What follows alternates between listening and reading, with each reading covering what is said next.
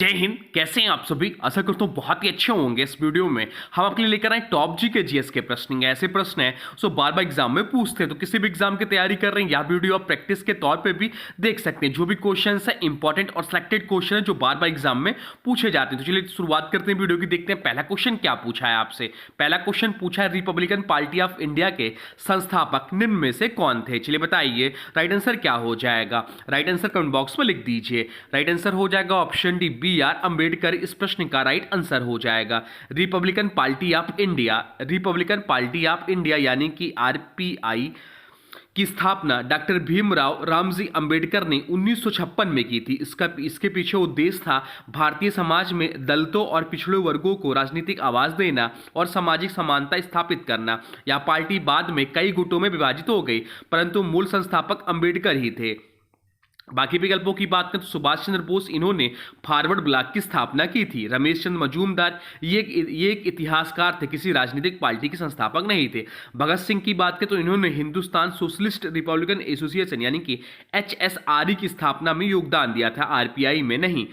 अब चलते हैं अगले प्रश्न की ओर, देखते हैं अगला प्रश्न क्या पूछा है आपसे। अगला प्रश्न जो पूछा है वह पूछा है वर्ष 1920 की खिलाफत कमेटी की सभा जिसमें गांधी से असहयोग आंदोलन के नेतृत्व को संभालने का अनुरोध किया गया था, वह सभा किस शहर में हुई थी? यह आपसे पूछा है। चलिए बताइए राइट आंसर क्या हो जाएगा। राइट आंसर कमेंट बॉक्स में लिख दीजिए। राइट आंसर हो जाएगा ऑप्शन ए लखनऊ में हुआ था। 1920 में लखनऊ में खिलाफत कमेटी की विशेष बैठक हुई थी। इस सभा में महात्मा गांधी को असहयोग आंदोलन का नेतृत्व संभालने के लिए अनुरोध किया गया। इसके बाद गांधी जी ने खिलाफत आंदोलन और असहयोग आंदोलन को जोड़ दिया, जिससे यह आंदोलन सर्व भारतीय जन आंदोलन बन गया। यह आंदोलन 1920 से 1922 तक चला और भारत के स्वतंत्रता संघर्ष को नई दिशा दी। बाकी विकल्पों की बात करें तो लाहौर अधिवेशन जो हुआ था 1929 में कांग्रेस का अधिवेशन यहां हुआ, जिसमें पूर्ण स्वराज का प्रस्ताव पारित किया गया। कराची भी ध्यान रखिए 1931 में कांग्रेस का अधिवेशन यहां हुआ था जहां मौलिक अधिकारों का प्रस्ताव पारित हुआ। अब चलते हैं अगले प्रश्न की ओर, देखते हैं अगला प्रश्न क्या पूछा है आपसे। अगला प्रश्न पूछा है बंकिम चंद्र चटर्जी की रचना कौन सी नहीं है? आपसे पूछा कि निम्न में से बंकिम चंद्र चटर्जी की रचना कौन सी नहीं है। चलिए बताइए राइट आंसर क्या हो जाएगा। तो राइट आंसर जो हो जाएगा वो हो जाएगा ऑप्शन सी पोस्ट मास्टर जो है बंकिम चंद्र चटर्जी की रचना नहीं है। बंकिम चंद्र चटर्जी प्रसिद्ध बंगाली उपन्यासकार और वंदे मातरम गीत के रचयिता थे। इनकी प्रमुख कृतियां थी दुर्गेश नंदनी, आनंद मठ और देव चौधरानी, जबकि पोस्ट मास्टर एक लघु कथा है जिसे रविन्द्रनाथ ठाकुर ने लिखा था, ना कि बंकिम चंद्र चटर्जी ने। तो पोस्ट मास्टर जो है या जो लिखा था ये आपके लिखे थे रविन्द्रनाथ ठाकुर ने इसको लिखा था, या भी ध्यान रखिएगा पोस्ट मास्टर को। अब चलते हैं अगले प्रश्न की ओर, देखते हैं अगला प्रश्न क्या पूछा है आपसे। अगला प्रश्न पूछा द सोशलिस्ट नामक समाचार पत्र का प्रकाशन सर्वप्रथम किसने किया था? आपसे पूछा है कि द सोशलिस्ट नामक समाचार पत्र का प्रकाशन सर्वप्रथम किसने किया था? चलिए बताइए राइट आंसर क्या हो जाएगा। राइट आंसर हो जाएगा ऑप्शन बी श्रीपाद अमृत डांगे ने किया था। श्रीपाद अमृत डांगे भारतीय मजदूर आंदोलन और कम्युनिस्ट आंदोलन के अग्रणी नेता थे। उन्होंने 1922 में द सोशलिस्ट नामक समाचार पत्र का प्रकाशन किया। इस पत्र में उन्होंने मजदूर वर्ग और समाजवादी विचारधारा का समर्थन किया। बाद में डांगे भारतीय कम्युनिस्ट पार्टी के संस्थापकों में से एक बने। बाकी विकल्पों की बात करें तो श्यामजी कृष्ण वर्मा, इन्होंने इंडियन सोशियोलॉजिस्ट नामक पत्र लंदन में प्रकाशित किया। एनी बेसेंट की बात करें तो इन्होंने न्यू इंडिया नामक पत्र निकाला। और सर सैयद अहमद खां की बात करें तो इन्होंने तहजीब उल अखलाक पत्रिका शुरू की। अब चलते हैं अगले प्रश्न की ओर, देखते हैं अगला प्रश्न क्या पूछा है आपसे। अगला प्रश्न जो पूछा है वह पूछा है विश्व संगीत दिवस कब मनाया जाता है? आपसे पूछा है कि विश्व संगीत दिवस कब मनाया जाता है। चलिए बताइए राइट आंसर क्या हो जाएगा। तो विश्व संगीत दिवस उस दिन को मनाते हैं जिस दिन हम लोग अंतर्राष्ट्रीय योग दिवस मनाते हैं। तो ऑप्शन बी इस प्रश्न का राइट आंसर हो जाएगा। विश्व संगीत दिवस हर साल 21 जून को मनाया जाता है। इसकी शुरुआत 1982 में कांग्रेस से शुरू हुई। इसके पीछे उद्देश्य था संगीत को बढ़ावा देना, कलाकारों को प्रोत्साहन देना और सांस्कृतिक एकता स्थापित करना। भारत में इस दिन अंतर्राष्ट्रीय योग दिवस भी मनाया जाता है। अब चलते हैं अगले प्रश्न की ओर, देखते हैं अगला प्रश्न क्या पूछा है आपसे। अगला प्रश्न पूछा है लसीका एवं रुधिर किस ऊतक का उदाहरण है? आपसे पूछा है कि लसीका एवं रुधिर जो है किस ऊतक का उदाहरण है। चलिए बताइए राइट आंसर क्या हो जाएगा। राइट आंसर हो जाएगा ऑप्शन डी संवहनीय ऊतक का उदाहरण है। कनेक्टिव टिश्यू का, रुधिर और लसिका दोनों को संयोजी ऊतक यानी कि कनेक्टिव टिश्यू या संवहनीय ऊतक कहा जाता है। कारण इसके पीछे यह है कि ये शरीर के विभिन्न अंगों और ऊतकों को आपस में जोड़ते हैं और पोषण, ऑक्सीजन, हार्मोन का संचार करते हैं। रुधिर की बात करें तो ऑक्सीजन, पोषक तत्व, हार्मोन और अपशिष्ट पदार्थ का परिवहन करता है। लसीका की बात करें तो लसीका जो है शरीर की रोग प्रतिरोधक क्षमता और वसा परिवहन में सहायक होती है। अब चलते हैं अगले प्रश्न की ओर, देखते हैं अगला प्रश्न क्या पूछा है आपसे। अगला प्रश्न जो पूछा है वह पूछा है जाट और जाटिन निम्न में से कौन सी राज्य की अत्यधिक लोकप्रिय नृत्य है। आपसे पूछा कि जाट और जाटिन निम्न में से किस राज्य का अत्यधिक लोकप्रिय लोक नृत्य है। चलिए बताइए राइट आंसर क्या हो जाएगा। राइट आंसर हो जाएगा ऑप्शन डी, बिहार इस प्रश्न का राइट आंसर हो जाएगा। जाट जाटिन बिहार का अत्यधिक लोकप्रिय लोक नृत्य है। यह नृत्य मुख्यतः उत्तर बिहार में किया जाता है। इसे बरसात और कृषि कार्यों के दौरान पुरुष और महिलाएं साथ में मिलकर प्रस्तुत करती हैं। बाकी विकल्पों की बात करें तो असम में यहाँ बिहू नृत्य प्रसिद्ध है। छत्तीसगढ़ में बात करें तो यहाँ पंथी नृत्य और राउत नाचा प्रमुख है। मध्य प्रदेश की बात करें तो यहाँ मंडी नृत्य और गौर नृत्य प्रसिद्ध है। अब चलते हैं अगले प्रश्न की ओर, देखते हैं अगला प्रश्न क्या पूछा है आपसे। अगला प्रश्न पूछा है राय निम्नलिखित में से किस राज्य का एक प्रमुख लोक नृत्य है। आपसे पूछा है कि राय जो है निम्नलिखित में से किस राज्य का एक प्रमुख लोक नृत्य है। चलिए बताइए राइट आंसर क्या हो जाएगा। राइट आंसर हो जाएगा ऑप्शन बी, मध्य प्रदेश इस प्रश्न का राइट आंसर हो जाएगा। राय नृत्य मध्य प्रदेश का एक प्रमुख लोक नृत्य है। या विशेष रूप से बुंदेलखंड और मालवा क्षेत्र में लोकप्रिय है। इस नृत्य को प्रायः महिलाएं करती हैं, जिसमें वे गोल घेरे में तालबद्ध गति करती हैं। राय शब्द का अर्थ है धूल। यह नृत्य खेतों और ग्रामीण जीवन से जुड़ा हुआ है। बाकी मणिपुर की बात करें तो यहाँ रासलीला और थांगटा नृत्य प्रसिद्ध है। कर्नाटक की बात करें तो यहाँ यक्षगान प्रमुख लोक नृत्य, और आंध्र प्रदेश की बात करें तो यहाँ कुचिपुड़ी प्रमुख शास्त्रीय नृत्य है। अब चलते हैं अगले प्रश्न की ओर, देखते हैं अगला प्रश्न क्या पूछा है आपसे। अगला प्रश्न जो पूछा है वह पूछा है केंद्रक कला का निर्माण किस कोशिकांग द्वारा होता है। आपसे पूछा है कि केंद्रक कला का निर्माण किस कोशिकांग द्वारा होता है। चलिए बताइए राइट आंसर क्या हो जाएगा। राइट आंसर हो जाएगा ऑप्शन ए, अंतराद्रव्य जालिका के द्वारा होता है। ऑप्शन ए इस प्रश्न का राइट आंसर हो जाएगा। केंद्रक कला द्विस्तरीय झिल्ली होती है जो केंद्रक को कोशिका द्रव्य से अलग करती है। यह झिल्ली वास्तव में रफ एंडोप्लाज्मिक रेटिकुलम से निरंतर जुड़ी रहती है, इसलिए केंद्रक कला का निर्माण अंतराद्रव्य जालिका से होता है। बाकी विकल्पों की बात करें तो हरित लवक जो है यह प्रकाश संश्लेषण का स्थल है, केंद्रक कला से संबंधित नहीं। माइटोकॉन्ड्रिया की बात करें तो यह कोशिका का ऊर्जा ग्रह है। और ग्लाजी काय की बात करें तो यह प्रोटीन और लिपिड्स के परिष्करण और पैकेजिंग का कार्य करता है। अब चलते हैं अगले प्रश्न की ओर, देखते हैं अगला प्रश्न क्या पूछा है आपसे। अगला प्रश्न जो पूछा है वह पूछा है निम्नलिखित व्यक्तियों में से किसे कर्नाटक संगीत की रानी के रूप में जाना जाता है। आपसे पूछा कि निम्नलिखित व्यक्तियों में से किसे कर्नाटक संगीत की रानी के रूप में जाना जाता है। चलिए बताइए राइट आंसर क्या हो जाएगा। राइट आंसर हो जाएगा ऑप्शन है एम एस सुब्बुलक्ष्मी को। एम एस सुब्बुलक्ष्मी इस प्रश्न का राइट आंसर हो जाएगा। एम एस सुब्बुलक्ष्मी प्रसिद्ध भारतीय कर्नाटक शास्त्रीय संगीत गायिका थी। इन्होंने अक्सर कर्नाटक संगीत की रानी और भारतीय संगीत की रत्न कहा जाता है। वह भारत रत्न 1998 पाने वाली पहली महिला संगीतकार थी। उनके भक्ति गीत और शास्त्रीय प्रस्तुतियां आज भी अद्वितीय मानी जाती हैं। अब चलते हैं अगले प्रश्न की ओर, देखते हैं अगला प्रश्न क्या पूछा है आपसे। अगला प्रश्न पूछा है निम्नलिखित में से कौन सा जलप्रपात गोवा राज्य में है। आपसे पूछा है कि निम्नलिखित में से कौन सा जलप्रपात गोवा राज्य में। चलिए बताइए राइट आंसर क्या हो जाएगा। राइट आंसर हो जाएगा ऑप्शन है दूध सागर जलप्रपात जो है यह आपका गोवा राज्य में है। दूध सागर जलप्रपात जो है गोवा राज्य में है। दूधसागर जलप्रपात गोवा और कर्नाटक की सीमा पर मांडवी नदी पर स्थित है। इसकी ऊंचाई लगभग 310 मीटर यानी कि 10,017 फीट है। यह भारत के सबसे ऊंचे और प्रसिद्ध जलप्रपातों में से एक है। इसे दूधसागर इसलिए कहा जाता है क्योंकि गिरता हुआ पानी दूध की तरह सफेद झागदार दिखाई देता है। बाकी विकल्पों की बात करें तो दुधवा जलप्रपात जो है या उड़ीसा में मचकुंड नदी पर है। कहाँ पर? या उड़ीसा में मचकुंड नदी पर है।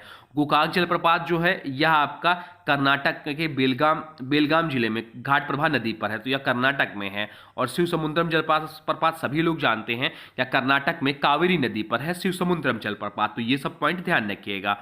अब चलते हैं अगले प्रश्न की ओर, देखते हैं अगला प्रश्न क्या पूछा है आपसे। अगला प्रश्न पूछा हीनयान और महायान किस धर्म के पथ हैं। आपसे पूछा कि हीनयान और महायान किस धर्म के पथ हैं। चलिए बताइए राइट आंसर क्या हो जाएगा।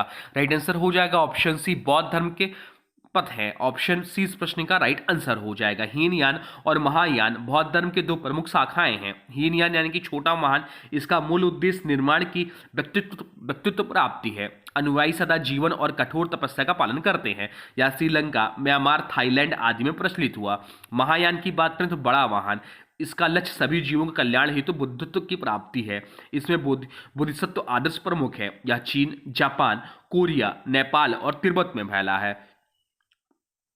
अब चलते हैं अगले प्रश्न की ओर, देखते हैं अगला प्रश्न क्या पूछा है आपसे।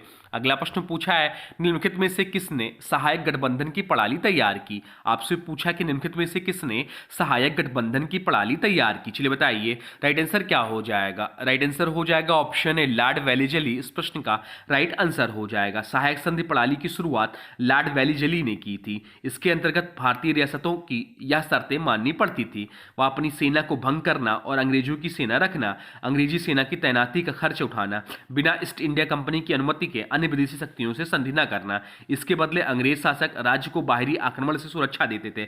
सबसे पहले इस संधि को स्वीकार करने वाला शासक था हैदराबाद का निजाम, या 1798 में। बाकी विकल्पों की बात करें तो लॉर्ड कैनिंग, इन्होंने 1857 के विद्रोह के बाद शांति बहाली और डॉक्ट्रिन ऑफ लैप्स समाप्त किया। लॉर्ड विलियम बेंटिक की बात करें तो इन्होंने सती प्रथा उन्मूलन और समाजी सुधारों के लिए कार्य किया। लॉर्ड डलहौजी की बात करें तो इन्होंने लैप्स की नीति चलाई थी, न कि सहायक संधि। अब चलते हैं अगले प्रश्न की ओर, देखते हैं अगला प्रश्न क्या पूछा है आपसे। अगला प्रश्न पूछा है देवराई के युद्ध में निम्नलिखित में से किसे औरंगजेब ने पराजित किया था। आपसे पूछा कि देवराई के युद्ध में निम्नलिखित में से किसे औरंगजेब ने पराजित किया था। चलिए बताइए राइट आंसर क्या हो जाएगा। राइट आंसर हो जाएगा ऑप्शन सी दारा सिकोह को। ऑप्शन सी इस प्रश्न का राइट आंसर हो जाएगा। देवराई का युद्ध जो हुआ था, देवराई का जो युद्ध हुआ था यह आपका होता 1659 में लड़ा गया था। यह युद्ध औरंगजेब और उसके बड़े भाई दारा सिकोह के बीच हुआ था। यह युद्ध औरंगाबाद के निकट देवराई नामक स्थान पर हुआ। इस युद्ध में दारा सिकोह की हार हुई और इसके बाद औरंगजेब ने मुगल साम्राज्य के सम्राट के रूप में सत्ता संभाली। बाद में दारा सिकोह को बंदी बनाकर 1659 में मृत्युदंड दिया गया। अब चलते हैं अगले प्रश्न की ओर, देखते हैं अगला प्रश्न क्या पूछा है आपसे। अगला प्रश्न पूछा है भारतीय संविधान का अनुच्छेद 26 निम्नलिखित में से किससे संबंधित है। आपसे पूछा कि भारतीय संविधान का अनुच्छेद 26 निम्नलिखित में से किससे संबंधित है। चलिए बताइए राइट आंसर क्या हो जाएगा। राइट आंसर हो जाएगा ऑप्शन बी धार्मिक कार्यों के प्रबंध की स्वतंत्रता से संबंधित है। भारतीय संविधान का अनुच्छेद 26 धार्मिक स्वतंत्रता से संबंधित है। यह प्रत्येक व्यक्ति और धार्मिक संस्था को यह अधिकार देता है कि वह अपने धर्म का प्रचार, पालन और प्रसार कर सकें, अपने धार्मिक कार्यों का स्वयं प्रबंधन कर सकें, धार्मिक और परोपकारी उद्देश्यों के लिए संपत्ति का स्वामित्व, अधिग्रहण और प्रबंधन कर सकें। अनुच्छेद 26 जो है वह धार्मिक कार्यों के प्रबंधन की स्वतंत्रता से संबंधित है। अब चलते हैं अगले प्रश्न की ओर, देखते हैं अगला प्रश्न क्या पूछा है आपसे। अगला प्रश्न जो पूछा है वह कौन सा अधिनियम है जिसे मार्ले मिंटो सुधार के नाम से भी जाना जाता है। आपसे पूछा कि वह कौन सा अधिनियम है जिसे मार्ले मिंटो सुधार के नाम से जाना जाता है। चलिए बताइए राइट आंसर क्या हो जाएगा। राइट आंसर जो हो जाएगा वो हो जाएगा ऑप्शन बी भारतीय परिषद अधिनियम 1909। भारतीय परिषद अधिनियम 1909 को मार्ले मिंटो सुधार के नाम से जाना जाता है। ऑप्शन बी इस प्रश्न का राइट आंसर हो जाएगा। भारतीय परिषद अधिनियम 1909 को ही मार्ले मिंटो सुधार कहा जाता है। इसका नाम इसलिए पड़ा क्योंकि लॉर्ड मिंटो उस समय भारत के वायसराय थे और जॉन मोरोले ब्रिटेन के भारत सचिव थे। इस अधिनियम की प्रमुख विशेषता थी विधान परिषदों का विस्तार किया गया। केंद्र और प्रांतों दोनों स्तरों पर भारतीयों को पहली बार समित राजनीतिक प्रतिनिधित्व दिया गया। मुसलमानों के लिए पृथक निर्वाचक मंडल की व्यवस्था की गई। यहीं से इस अधिनियम की सबसे विवादास्पद विशेषता थी, इसने विधायकों को प्रश्न पूछने और चर्चा करने का अधिकार भी दिया। अब चलते हैं अगले प्रश्न की ओर, देखते हैं अगला प्रश्न क्या पूछा है आपसे। अगला प्रश्न पूछा है निम्नलिखित में से किस ग्रह को भोर का तारा भी कहा जाता है। आपसे पूछा है कि निम्नलिखित में से किस ग्रह को भोर का तारा भी कहा जाता है। चलिए बताइए राइट आंसर क्या हो जाएगा। राइट आंसर हो जाएगा ऑप्शन सी शुक्र ग्रह को। शुक्र ग्रह को अक्सर भोर का तारा और सांझ का तारा यानी कि मॉर्निंग स्टार और इवनिंग स्टार कहा जाता है। इसका कारण यह है कि यह सूर्य के उदय से ठीक पहले या सूर्यास्त के तुरंत बाद आकाश में सबसे चमकीला दिखाई देता है। वास्तव में यह तारा नहीं बल्कि एक ग्रह है जो सूर्य की परिक्रमा करता है। यह सूर्य से दूसरा ग्रह है और पृथ्वी के सबसे निकट का ग्रह भी है। अब चलते हैं अगले प्रश्न की ओर, देखते हैं अगला प्रश्न क्या पूछा है आपसे। अगला प्रश्न पूछा है कबड्डी मैच की अवधि कितने मिनट की होती है। आपसे पूछा है कि कबड्डी मैच की अवधि जो है वह कितने मिनट की होती है। चलिए बताइए राइट आंसर क्या हो जाएगा। राइट आंसर हो जाएगा ऑप्शन ए 40 मिनट की होती है। एक कबड्डी मैच की कुल अवधि 40 मिनट की होती, कुल अवधि जो होती है वह 40 मिनट की होती है। इसे दो हिस्सों में बांटा जाता है, इसे दो हिस्सों में जाता है। पहला हाफ जो होता है 20 मिनट का होता है और दूसरा हाफ भी जो होता है यह भी 20 मिनट का होता है। दोनों हाफ के बीच खिलाड़ियों को 5 मिनट का विश्राम दिया जाता है। यदि मैच नॉकआउट स्तर का हो और बराबरी पर समाप्त हो तो ट्राई ब्रेकर या अतिरिक्त समय दिया जा सकता है। अब चलते हैं अगले प्रश्न की ओर, देखते हैं अगला प्रश्न क्या पूछा है आपसे। अगला प्रश्न जो पूछा है वह पूछा है, निम्नलिखित में से किसे संविधान के दस्तावेज का मसौदा तैयार करने वाली संविधान सभा के कानूनी सलाहकार के रूप में नियुक्त किया गया था? चलिए बताइए राइट आंसर क्या हो जाएगा। राइट आंसर हो जाएगा ऑप्शन डी, बी.एन. राव को। बी.एन. राव भारतीय संविधान सभा के कानूनी सलाहकार थे। उन्होंने भारतीय संविधान का प्रारंभिक मसौदा यानी कि इंटीरियर ड्राफ्ट तैयार किया था। बाद में डॉक्टर भीमराव अंबेडकर को संविधान सभा की प्रारूप समिति का अध्यक्ष नियुक्त किया गया, जिन्होंने राव के मसौदे के आधार पर अंतिम संविधान तैयार किया। बी.एन. राव को संविधान का आर्किटेक्ट इन शैडो भी कहा जाता है। संविधान सभा के कानूनी सलाहकार थे बी.एन. राव। प्रारूप समिति के अध्यक्ष जो थे डॉक्टर भीमराव अंबेडकर। संविधान सभा के जो अध्यक्ष थे वो डॉक्टर राजेंद्र प्रसाद थे और संविधान सभा के अस्थायी अध्यक्ष जो बने थे वो सच्चिदानंद सिन्हा थे। तो ये सब भी ध्यान रखिएगा। अब चलते हैं अगले प्रश्न की ओर, देखते हैं अगला प्रश्न क्या पूछा है आपसे। अगला प्रश्न पूछा थबल चोंगबा भारत के किस राज्य का लोक नृत्य है? आपसे पूछा थबल चोंगबा भारत के किस राज्य का लोक नृत्य है? चलिए बताइए राइट आंसर क्या हो जाएगा।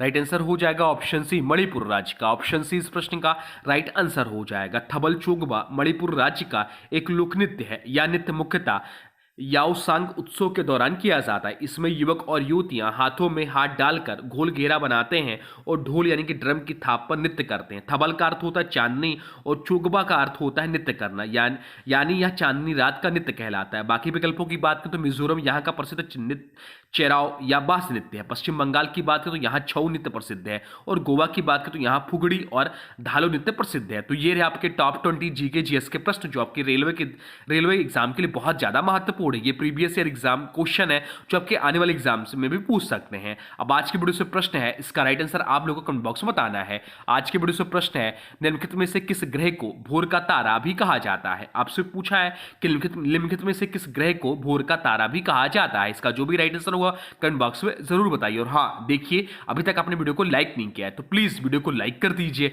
और चैनल पर नए चैनल को सब्सक्राइब भी कर लीजिए।